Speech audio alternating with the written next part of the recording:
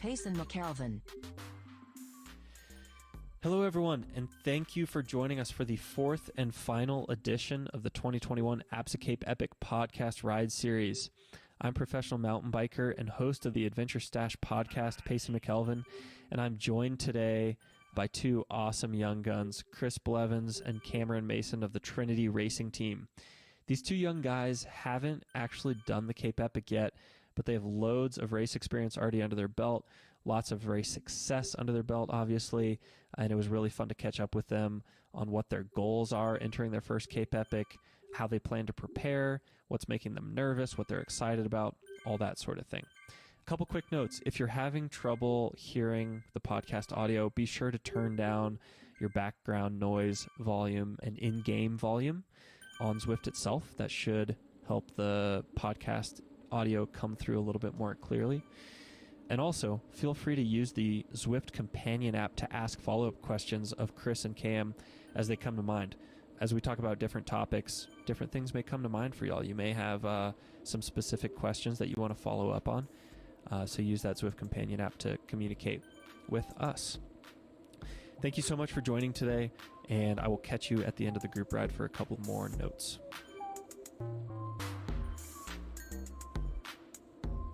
Payson, what's your first race? Do you know? You got some other stuff? I don't know. I think we're probably going to be on hold. If I had to guess, we'll be on hold until people say April, May. I think it's going to be June at the earliest, personally. I'm ready for sure. Yeah. I'm sure you guys are too. Yeah, it feels like a foreign thing now. Like, it feels like all we are trainers. Like, I know. It's weird. Yeah. We're like in the National Guard, like the reserves or something. I'm like the very opposite of you. I'm so not ready to race. I'm Really? like, I'm injured at the moment, and I got injured at the end of my cyclocross season, which ended up being a very like full-on season, even though I didn't race that much because I got injured. But yeah, what happened? Because I got an email from Andrew because we were going to record this earlier. And right. He said he wanted to give you a minute to kind of like chill out and get your feedback. So I a week before Worlds at the World Cup, I got brought down in the start straight crash on the tarmac. Literally, like I'd raced for about 10 seconds, and then there was a big pile up, and I just went straight onto my knees and my bad shoulder, which I'd broken a month before. So it was literally worst case scenario. And then in the week I was like trying to get back and trying to get to the start line at Worlds, and then it didn't go to plan basically. And I'm still having issues with that knee. So at least I know that the Worlds was totally out of question. And now I'm just rehabbing the knee and slowly getting back to it. But the kind of situation is that I do have a bit of time right now because things are kind of getting shuffled back. So I'm not too stressed about it. So I'm in kind of chill mode, whereas you guys are in ramp up mode, ideally, which is exciting for you guys. So, yeah, man, that sounds like an ugly crash. Like crosses, the starts are so not like it makes mountain bike World Cups look like nothing.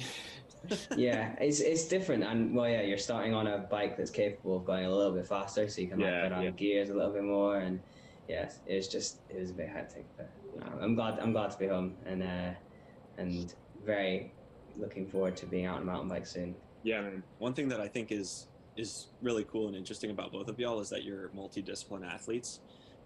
Both of you get after it in cross and mountain bike, and some other stuff here and there too. Obviously, Chris has had some really successful road racing in his past.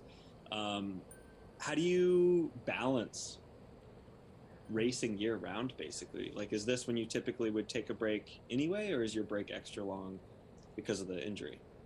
I would take a bit of downtime right now. I think, the cyclocross season didn't go perfectly for me. I think we were super lucky to actually have the amount of races we did have.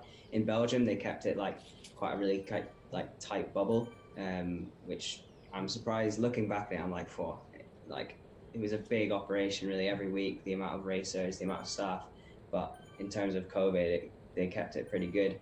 And so I would have done a lot of races, but I came into the season pretty hot and had some really kind of good rides and got third at Euros, which I was super happy with. And then I ended up breaking my collarbone in a race in the sand, which was not ideal, and I rehabbed from that, and then I was kind of aiming for Worlds, and then I injured my knees in the World Cup in Overijse, and then since I've been home, I think you're probably not a very good athlete if you're good at being injured, if that makes sense. Like, do you know what I mean? If you don't care about being injured, you probably don't like riding your bike enough. So yeah, being injured is rubbish. But I've been trying to find some other things, and I had quite a few videos to edit, which is good and bad. Like, I'm editing footage of me like absolutely smashing it and like doing bunny hops. I'm like, this is a bit sad, but it's productive. That's the main thing. It's productive. And that's what I've been focusing on. There's some things I can do with my knee to rehab, but then the rest is just being patient. So for now, it's doing those jobs and just enjoying being at home and planning for the year as well, because I think all things that you can't control aside, I think it'll be a fun year with the team and then with my own goals as well. Yeah. That's one of the best ways I think I've ever heard that said. Basically, if you're an athlete that isn't frustrated by injuries, then you probably have a problem. That's, for some reason, that's really consoling. Like, as frustrating as injuries are, it's good that you're frustrated by them, because that means the fire's there. Kind of like when you're really nervous on a start line. If you're not nervous before races anymore, it's maybe a red flag. But Chris, what are you doing with your preseason besides massive hours? You also are a multidiscipline athlete, obviously, and also, like Cam, this is another subject I want to get into soon, just have really diverse interests. You guys are some of the best bike racers in the world, but you also have interests outside of bike riding and racing. Cam, obviously, you have all of your media stuff, which is super cool. Chris, too, making music, and I can't even keep track of all the other things you're doing.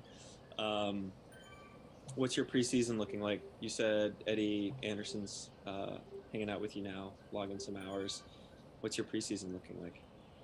Yeah, on the bike, it is certainly ramping up.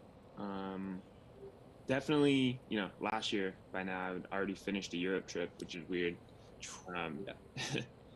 And I don't think our first racing will be until April at the earliest in Europe. But yeah, I got a really big couple weeks now, so I'm glad we're doing this talk before it starts, because I'd be a ghost in the shell for most of it. And then I've got 4 weeks left of school officially. And then I'm graduating. So I already have like 2.5 feet out the door. And it'll be really underwhelming with no ceremony or anything, but that'll be nice to just be done. And then I'll still be here in San Luis Obispo until June, but trying to do a million things at once, which when you have kind of a week like I have now, I'm trying to learn to focus again and just chill when I'm not smashing myself on the bike. But yeah. What all do you have going on off the bike right now? Well, school is one thing, but honestly, that's kind of formalities at this point. Yeah, right. Truly. Although I'm in an advanced poetry class, which with a bunch of English majors that are majoring in it, and so I'm a little out of my league, but that is pretty time consuming in a good way. And then I'm working on a couple video projects that I'll shoot this spring that are exciting. And then I'm on the advisory board of Silver Stallion, which for people listening, I'll give the 10-second if I can. I could talk for hours on this, but take your time. I mean, this is a great subject that personally I've wanted to learn more about. So yeah, don't rush it. I'll try to be brief, but it's this nonprofit in Gallup, New Mexico, which is only a couple hours from Durango, where Pace and I live. And their mission is to provide bikes to the neighboring regions, which is predominantly the Navajo reservation, and there's also the Hopi and Zuni reservation. And on the 27,000 miles of the Navajo Nation, there's not a single bike shop. So Silver Stallion built this like mobile bike shop to go out and service bikes, and now they're hosting like kids rides that'll morph into having a Devo program, having this big trail building initiative. So I'm just kind of hoping to help from a 30,000 foot perspective, and then eventually get down there and ride with the kids. So it's really rewarding, and just to kind of see what the bike can do in this way. And honestly, if that kind of is a job of sorts, that replaces kind of my commitment to school come April, I'm pretty stoked with that. So I got to finish school first. So yeah, I want to come back to that in just a second, but throwing it back to you, Cam. What's your relationship with education been? Is that something that you've continued to want to prioritize, or is it something you're kind of putting on the shelf for the time being as you pursue your racing career? What does that look like? Because you're at kind of that tricky age where your career is really starting to take off, but you're still so young that you could be doing some sort of higher education program as well. Yeah, I think at the end of secondary school, high school, it was, yeah, things naturally kind of went towards the bike as I kind of made decisions that were around me enjoying it and things like that. And at a time where you had to put a little bit more effort and energy into the kind of education side of things, like if you wanted to really push to go to university or push to kind of go to that next level, I didn't bother, which was kind of a natural progression. But it was never about closing doors. It was literally like just trying to take ones that were open. And at that time, there were like these awesome doors opening up in cycling. I was like, yeah, let's just like push through for that. And it was never, I never sat down and was like, yeah, I'm going to do that. And then I'm going to do that. I'm going to do that. It was relatively natural. So then I find myself like in a kind of UCI team with all these other opportunities. And I can't see why I wouldn't kind of keep pushing on with that. So that's at the moment, yeah, I don't really have any plans to go with those other education options, but who knows, like if I found something I could spend hours and hours a day like going into, then that's what it's for. But at the moment with my other interests and bike riding, I have enough to kind of put my energy and put my time into. For sure. Yeah, I think some folks that haven't spent time racing or riding at the level that y'all are at sometimes forget or don't even know what a time commitment just the training is, and taking care of your body. And when you're at home, taking care of bikes and all of the logistics, making routes, keeping track of the long-term build, all that sort of thing. Chris, you were saying, you were describing the training week you have coming up, and it's crazy. I mean, it is a full-time job, and yet you have school and you also have all of these other off-bike passions. Having gone through that myself, I know how stressful that can be. Looking back, Chris, at where you are now athletically, and also that you're about to get your education, undergrad degree, do you feel good about putting yourself through all that, doing both? Do you look back happy that you went ahead and punched out some college? And when I say some college, I mean 4-year program. Yeah, no, I really do. And honestly, I've been really fortunate to have like things line up in a lot of ways. Like I take the spring quarters off and I'm in a beautiful place in California. So it could have been a lot rougher. I could have had a major that a lot of my friends are in. And honestly, I'm in a pretty easy major considering what the engineers go through at Cal Poly. But yeah, I mean, in my situation, it was perfect, and it's really different for everyone, but it's worked out for me for sure. Yeah. Let's talk about that before we jump fully into bike riding, Cape Epic, all that sort of thing, because I do want to talk about the Cape Epic a good bit. I want to talk about these off-bike interests outside of school, all that sort of thing. Cam, you have some really awesome media stuff you're doing. You have your YouTube channel that really seems to be growing. You have a big following on Instagram, that sort of thing. Having done a little bit of video editing, I know how labor intensive it is. And you just pump out these videos. You have first of all, the first thing I noticed is incredible race footage. A lot of times people do vlog style recaps of their races, and there's a whole lot of selfie stuff going on, a whole lot of GoPro stuff going on, but you have for real race footage. and a lot of it. And one of my first thoughts was, man, how does he pull this off? And then it's all cut together nicely. You have some post-race recap stuff where you sit down in what looks like, it might not officially be a studio, but it looks good. It looks like some sort of interview setting. And it just looks super pro, and the editing is done really well. So my question is, when did you get into that? When did you decide that this was something you wanted to jump into the deep end with, and why? Like there are plenty of racers that have a media component, but it seems like you're taking it to the next level. Yeah, I mean, first off, credit to my filmer Dave, who does most of the filming in Belgium. That's partly his all of his work, and it's been a little bit harder with COVID and all of that, and that was kind of a reason for the lower amount of videos. But no, it was always like, it was kind of from me. It was like, what do I enjoy watching, and what would I want to see? So that's why I think a lot of my stuff is quite bike orientated. It's not as much kind of vloggy, chatty. It's like, what do I enjoy watching? And it's videos like I grew up watching like the Atherton Project, like all of those videos on Red Bull, and all of the Specialized Factory racing videos. And it is quite action focused. It's not as much about the person as much.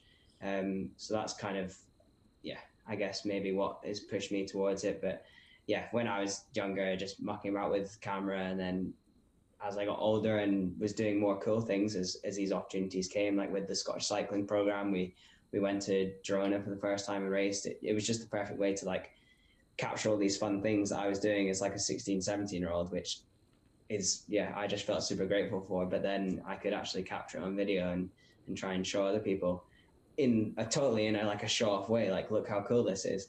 But then as you get better at it, it turned into like, you can actually like inspire people and show people, yeah, how much enjoyment you can get out of riding the bike.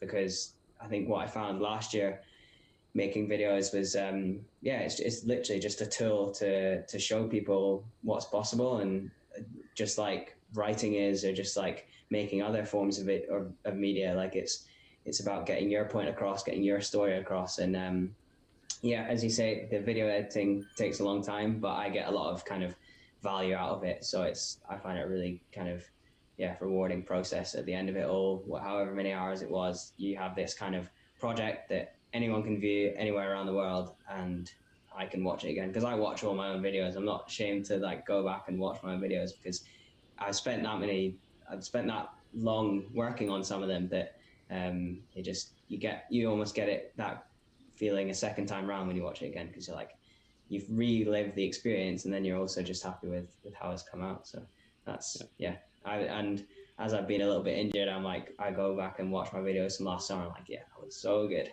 And I have these little packages that I can relive with. Yeah. Is it truly another passion for you? Is it something that, you know, you're sitting there daydreaming on the bike on a long ride, and you're thinking about some cool video idea you have, or fun thing you want to do editing wise, or is it something that you do more to supplement your cycling career at this point, would you say? It was always like a kind of a bike come first thing. Like, I would be going to do these races anyway, so why not make a video, and like, why not turn it into a story? But then last year, with just the lack of racing, I ended up like, what would look good on video, or like, what good story can I look out for, and then make that into a video, which it was a different way of going at it, and made me think, like, if I was to do this properly as a video producer, or as someone who does this as a job, like how you would actually go about looking for those things. And I think what we have seen over the last like year or so is, with the lack of racing, these companies trying to go out and find media and find stuff around things that aren't racing. So yeah, these big brands paying a lot of money to look at these other stories to keep people inspired. One just off the top of my head was the West Highland Way record attempt that Rab Wardell did with Wahoo. That's a big project and has nothing to do with racing, but is just as insightful and just as motivating as these Tour de France or big mountain bike races. And that kind of put a lot of people in check, being like, it's maybe not all about the racing, and that is what I did kind of dip into a bit last year, but while also missing the racing, because there's nothing really that can replace that for me. But yeah, I think one thing that's been interesting is people starting to notice that the bike industry had its largest year in sales by leaps and bounds. I assume ever, at least in a long, long time, in a year when racing was almost completely on hold. And I think brands are maybe starting to realize, maybe we don't have to completely live and die by race marketing. There's these other ways to diversify. But Chris, you have many things that you like to do off the bike. You're on Spotify. That's so cool. Not just as like some lowly podcaster, as a for real musical artist. What's the latest as far as the studio goes?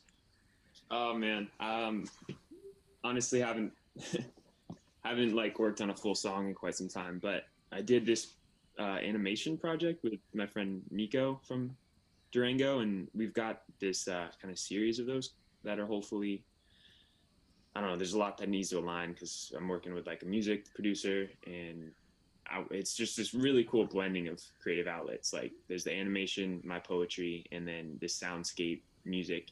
I want all of them to kind of have a voice on their own. But so that's kind of a fun project that I feel like, once I have the bandwidth for, I really want to have some fun with. But yeah, man, no album on the horizon. Sorry to let the fans down. Well, I guess I'd like to know more bigger picture then. I mean, you have the social work you're doing with Silver Stallion. You have your more artistic, creative stuff you're doing. From what I'm asking this mostly for the listeners, because I'm pretty sure I know the answer at this point, but that off the bike stuff, to me, it seems like you have to have it to be happy. Is that fair to say? Yeah. I don't know. One thing I think I've learned in the past like year or two, I've had a tendency to try to do everything at once. I think right now I'm at a point, it's this brief window of finishing school, but like throughout school, like I wanted to be a full-time college student. I wanted to be a full-time racer. And when those things weren't compatible, like I'd, overextend myself, and I'm kind of living in this frantic, like do everything state. And I've realized it's much better to have balance with one thing in like a full perspective. But if I'm just racing my bike and just focusing on that from now, through this year and certainly through the Olympics, then like that's okay. Like I can let things, go and come back to them. So if that makes sense, it's more of a balance. Like what I'm learning, what's important is a balance in perspective. And even if you're just doing one thing, then a balance in actually doing everything at once. But yeah, I mean, all the off the bike things matter to me truly, as much as racing my bike, in a different way. But I think it's, it motivates me when it's time to really smash the pedals, when I got other things going on outside of it. Yeah. It's good to hear. I like that perspective too, that you don't have to have other interests and be diversified. Doesn't mean you always have to be doing everything physically. Like you can kind of shelve one, focus on something, come back to it. It's not necessarily going to go away. That's cool. It's kind of like depth over breadth sometimes, go in on one thing and actually be fully present for it. And I think we are so caught up in trying to be and do everything that you forget about that sometimes. Yeah, and you can put different hats on, can't you? You don't have to be in your lane all the time. You can, if you're going in the right direction, you can have all these different ways to get about it, right? And I'm sure all those other things that you have going on, actually, if you balance them right, will elevate each other. You can, do better bike riding because you're doing well in this bit, or you can, because you're taking your mind away from it, and then the bike is doing something else. So I think that's something I realized last year as well, that it can't all be about one thing, because then that one thing becomes too much. So you need these other things to take away and to add on. Yeah, definitely. Cam, is there anyone that you admire or look up to who has the sort of media presence that you're trying to build? Anyone come to mind? I don't know, when you say that, I think about the people who maybe don't more than do. Like, I find that the mountain bikers are actually, like, without a doubt, really good at it. And if you just take that and totally compare it to the road riders, they're just not as good. And I think that's something that definitely, whether they would want to or not, would to learn from. And just I don't know, if I was just the way that I grew up was watching mountain biking, and it's just always seemed way more kind of inclusive and just, yeah, you feel like, like, yeah, as I said before, like I grew up watching the Atherton projects that were made by Clay Porter, and I felt like I knew those people like personally, and there's just none of that in road racing. It's a little bit more sterile. It's on the TV and that's it. Like, and these are the riders that you see them in an interview, and then that's all you see of them. And I think maybe riders like, I think Theo Gegenhardt, by winning the Giro, maybe kind of pushed him to a level that he could be himself, and that's really interesting. Guys like, generally younger guys like Egan Bernal, a little bit more kind of approachable, and his English is really like good. And whereas you kind of have these older road riders who don't quite make themselves as approachable maybe to the younger generation. And that's definitely changing. And another one like Remco Evenepoel and Tom Pidcock, like guys who just seem like they're just having a little bit more fun in a different way. And to someone my age, like that's exactly what I want to see. So maybe that's why the mountain bikers, like pro downhillers and XC riders, seem a little bit more kind of, look up to them a little bit more. Yeah, it's a cool observation. It does seem, to an extent, to be a generational thing, including the multidiscipline aspect. Like we saw riders back in the day start in one discipline and kind of switch disciplines, but it seems more and more common to have, the Wout van Aerts of the world, or the Van der Poels of the world, Pauline Ferrand-Prévot, whoever it is, doing multiple disciplines at the highest level and continuing to do it, which is really cool. Maybe that's something that y'all will keep doing too. Chris, who are some people that kind of make your list of inspirations? Yeah. I mean, there's tons of people just on an everyday basis that I admire, right? And like just in different ways.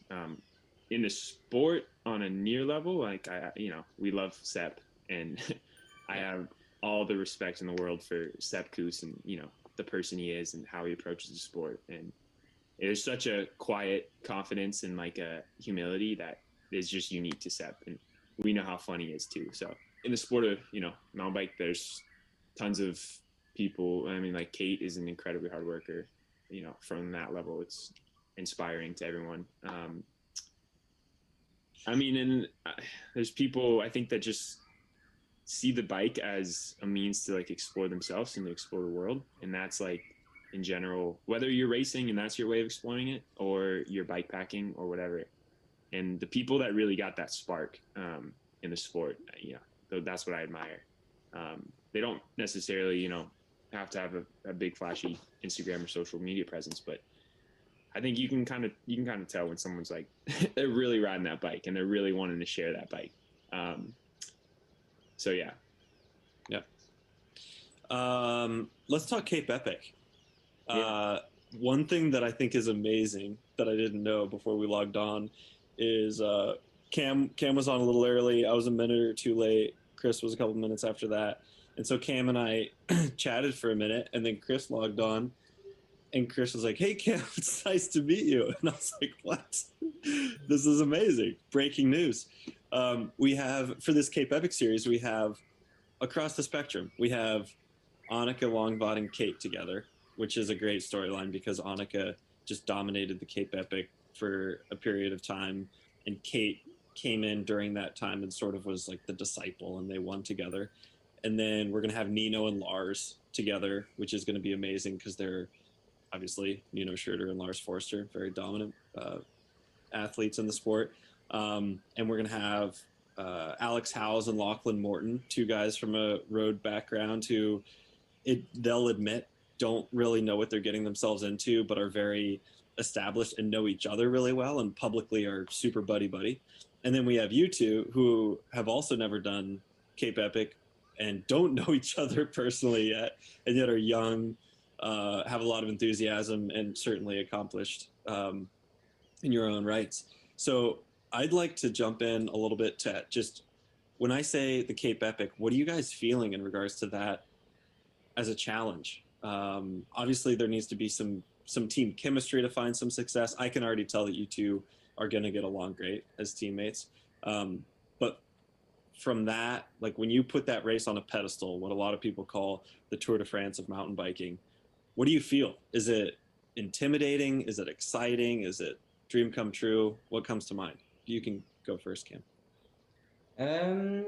Daunting probably, because you just, from what I've seen, there's just a whole load more aspects to it. Basically, the amount of more hours you are on the bike for things to go wrong, the amount of just logistics. Like if you look at cyclocross and just take it as it is, it's relatively simple. Yeah, there's fancy bike changes and stuff, but it's like 1 hour and it's one circuit, and you know the course anyway. Like there's a lot more things you can control, whereas the amount of madness that goes on in one stage of a Cape Epic, I can imagine you could write a book about, like mechanicals, wildlife, route, anything. I'm sure could and will happen. So, yeah, I guess it'll be one thing we'll have to kind of work on is being okay with things that you can't control and just knowing that you'll be able to do the business. And then obviously from a physical side, like there's a lot of gaps I think in my in my Palmares. That wouldn't really point towards a race like Cape Epic, but yeah, I think in the next few years to give that a shot would be some goal, isn't it? Yeah. Chris, you have a little bit more stage racing experience, I think. You did, was it Swiss Epic with Keegan that year? Yeah. Is that right? And I remember that was quite the experience. Yeah. Y'all did great. I mean, obviously you had setbacks, but it seemed like you were holding your own fine. What do you think when you hear Cape Epic, and theoretically that's something I'm going to do with Cam in the nearest future? Yeah. Well, daunting is a good way to put it, as Cam said. And then I don't know. I think it's the pinnacle of really experience racing. Like it's such an intersection of those, amateur mass participation, like life-changing event, and then the highest level mountain bike stage race in the world. Period. Like that's such a cool crossroads that people literally. I don't think it's a stretch to say that this race changes their lives. Whether you're Nino Schurter or some person who's just doing 10 hours every day trying to make it and then crawling back in a tent, sleeping on the ground. I hear they wake up to Swiss bagpipes. I'm not excited for that, but I don't know. It's just what the race means to the sport. So daunting, but also, incredibly excited to have that experience myself. I think you really got to go in obviously prepared, but also like ready to get rocked and deal with things and adapt.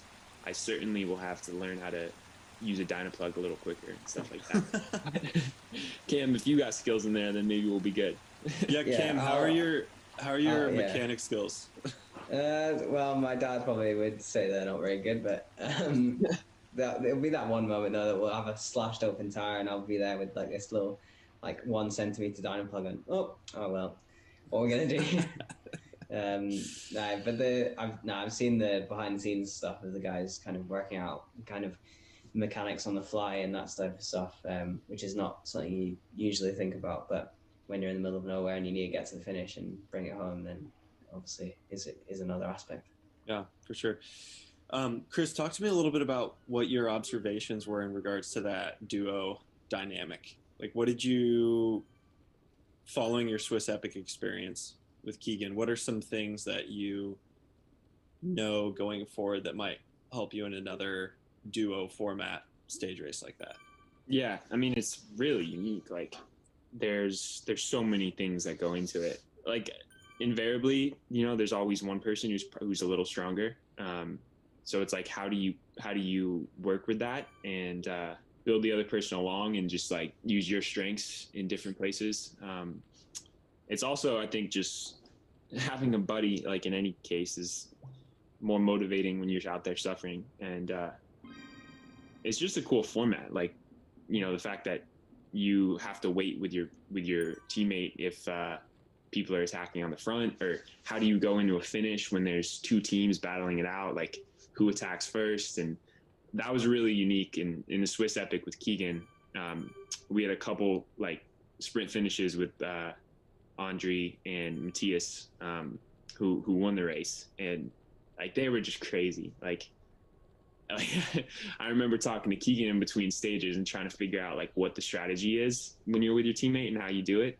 So yeah, it's a unique thing, and I think this Cape Epic race wouldn't be smart without a partner for a lot of people. Like you need someone out there to motivate you, to help you like change your tire and all that, because it's just so raw and rugged and grueling. So yeah, you definitely bond a lot. So Cam, even though we haven't met in in person and talked much, when we do Cape Epic, if we do it this year, we'll certainly bond in that trailer and on the trails.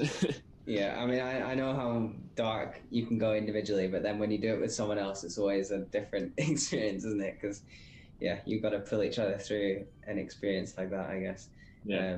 And then remember that it's a fast-paced race, and you can't let the ball drop and all that. And yeah, when you talk about all of the like tactic stuff, I'm like, oh my god, it's like it's a whole nother aspect to it. Like it's not just you, it's not just yeah.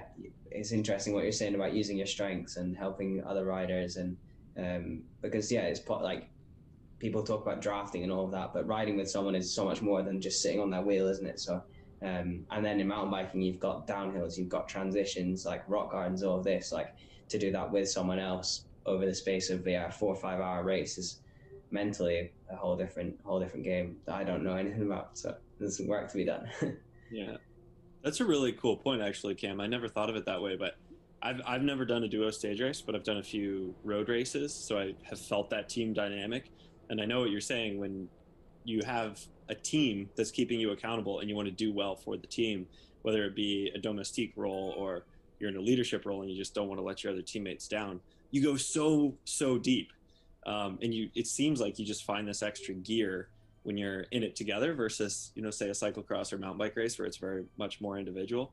I can't imagine what it's like as a duo when it's just two of you like that, and you just don't want to. It's almost like you're in you're in like a marriage for 7 days or 8 days. You're just like very together in this in this sentence of challenge. I've seen other people talking about like big endurance events like 24-hour races, and you can do them in like a solo or a pair or like a quad, and the people who are in pairs are always like, man, I wish I was in like a trio or just on my own, because then there'd be more than one person, or it would just be myself. Like if it's just two of you, you've only got one person to disappoint, whereas if you're doing it on your own, then it's only yourself that you're going to let down. Or if you're doing a four, then there's a few of you. But I guess in a pair, it's quite a full on thing. But over the however long Cape Epic will be, however many stages, I'm sure there will be a lot learned, whether there's a result at the end of it or not. Yeah, we've sort of joked a little bit about the fact that Chris has done one of these, and Cam, you're a cross racer, so you race an hour or an hour 15. But to be fair, I mean, you've done some very seriously huge bike rides, I've noticed, and I've even seen some photos of bike packing setups. So I have to assume from a depth standpoint, you'll do fine. I'm kind of curious what your bike packing experience or like ultra distance experiences have been like. What have you done in that regard, and why have you decided to dip a toe in that? Where did that interest come from? Yeah, I don't have a huge amount of experience, but that's something it's kind of a good thing being a noob at something. It's you make mistakes, and that's actually quite fun. And especially, well, in bikepacking, those mistakes can be a bit dangerous, but as long as you kind of keep things within your limits, then you'll be all right. But last year, with the kind of lack of racing around July and August, I basically set a route that went from my hometown near Edinburgh all the way up to the highest road in Scotland, which was like 450 k's and most of it off-road.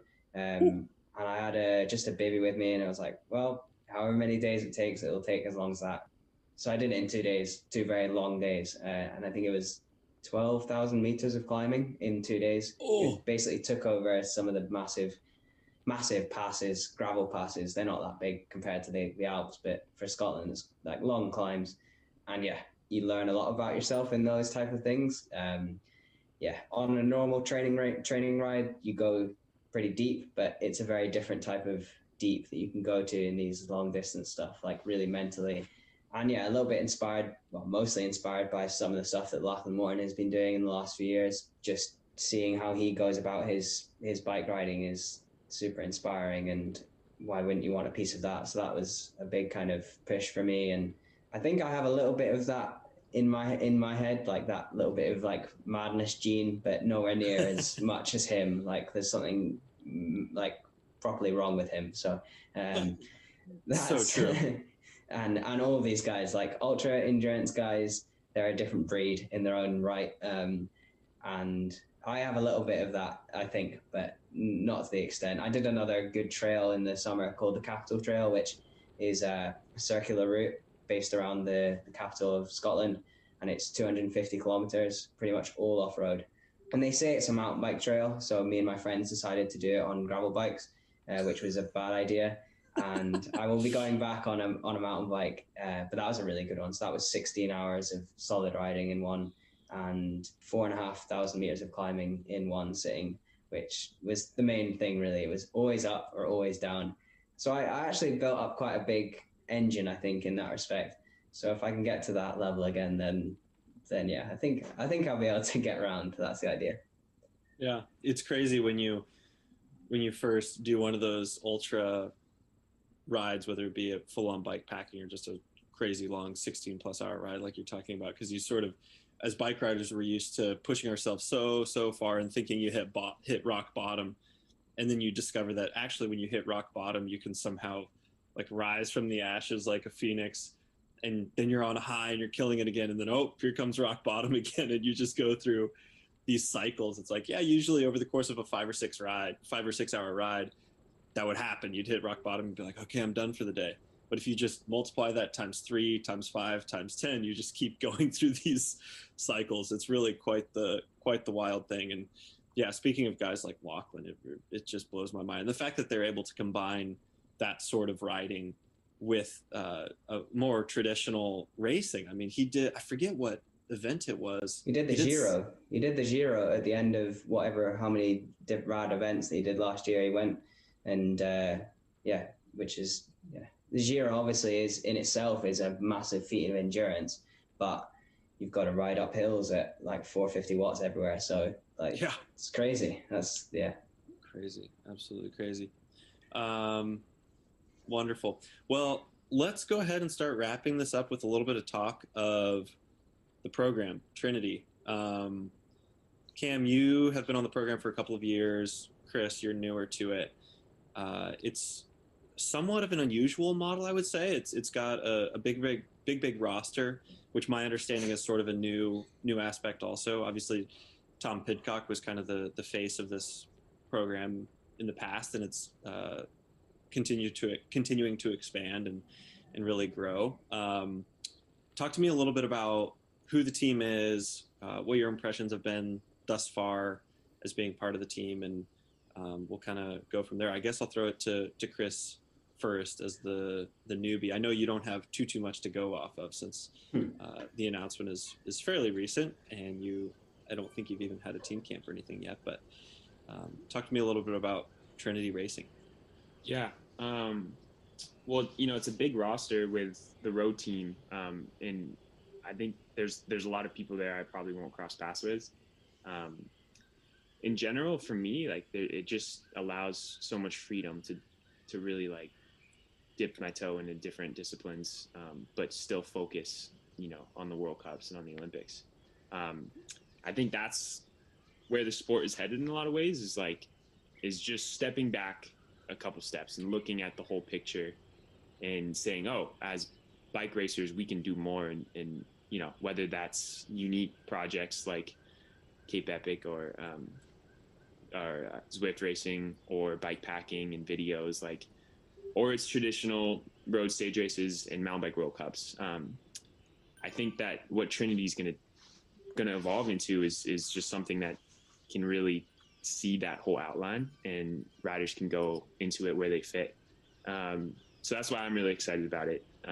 The mountain bike side of it, it'll be myself, Haley Batten, this Italian girl that's really fast, and then a Brazilian U23, first year U23. So Haley and I have been teammates for on and off for like 8 years now, which is crazy. I think it's been 8 years, but yeah, That's hard to believe because you're both babies, but I'm getting old, man. we'll roll with it. But so yeah, I mean, we'll race together in the U.S. and it'll just be us, and it'll be small. But when we go to the World Cups, it'll be a little bigger. Like hopefully Cam's there. But yeah, I mean, it's just cool that there'll be Trinity jerseys like in all these different platforms around the world. And yeah, it's really exciting, and it's youthful, and it's like a unique take on this sport. Yeah, that's definitely my impression as well. Cam, you've been a part of the program since I think you said 2019. Talk a little bit about the way it's evolved over those few years. What are your impressions in terms of its growth and the direction it's going? Yeah, so when I joined, basically Tom DM'd me on Instagram asking if I wanted a ride for the cyclocross season, and I was like, hell yeah, why wouldn't I want a ride with Tom and doing all this stuff? And at that point, it was literally, that was it, face value. I was going to ride for them for cyclocross. And then as it evolved and things were happening with Tom, these opportunities came up in road and mountain bike as well, which, yeah, it was perfect for me. And I think, yeah, where it's gone and seeing the roster and all this, it's a cyclist development team. It's not putting anyone into a hole of like who they are. It's kind of just this platform for everyone to perform at their best, and yeah, be bike riders, because there's so much undiscovered potential within these riders. Like Tom Pidcock didn't know that he was this good on a mountain bike, for example, or like you just have to try it basically. And hopefully with these new paths, like linking up with you guys, you and Haley, Chris, yeah, hopefully just gives riders these opportunities to try these things and see if the potential is there, because it's a group of really motivated young riders, and then a really kind of strong support network of guys who've been in different parts of the industry, and yeah, the idea to kind of bring that all together. So from the inside and the outside, it works well. Yeah, that's awesome.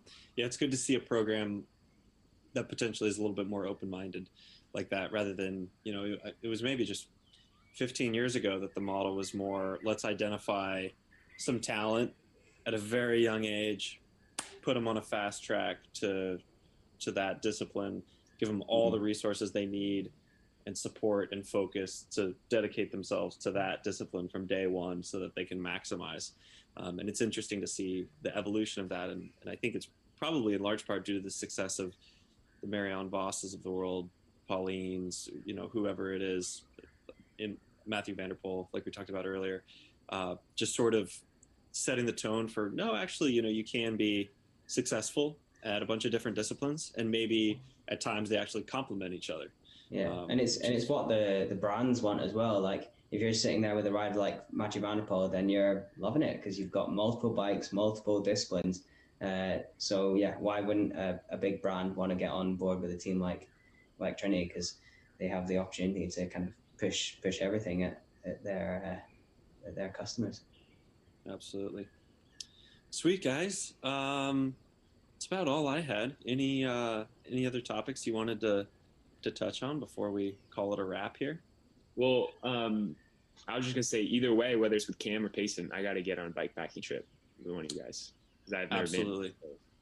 It'll change your life. Yeah. And it'll make the rest of bike riding feel so easy. Yeah, it'll make 90 kilometers look like it will go in a flash. It changes your whole like level of how long bike rides should take. Yeah, totally. Yeah, absolutely. Sweet. Well, yeah, this was fun.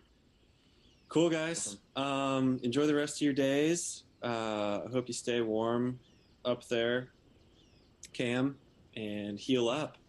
Hope to see you shredding outside again soon. Until then, we'll keep an eye out for those edits. Is your YouTube channel just what is your YouTube channel again? Sorry, Cameron.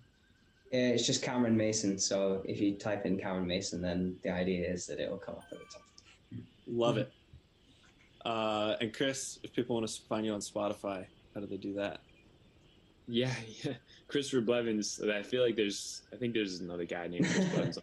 Don't get me confused with I don't know, he's like some folk singer, so that's not me.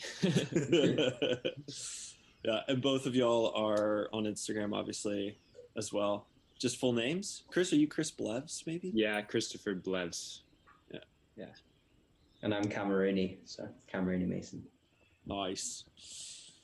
All right, gents. Thank you much. That was fun. Great to get to know you a little bit, Cam. I hope you guys get to link up and smash out some miles in South Africa. It'll be fun to follow. Certainly. Yep. Yeah, thank you guys. Cool. Thank you. Cheers. Yep. Bye.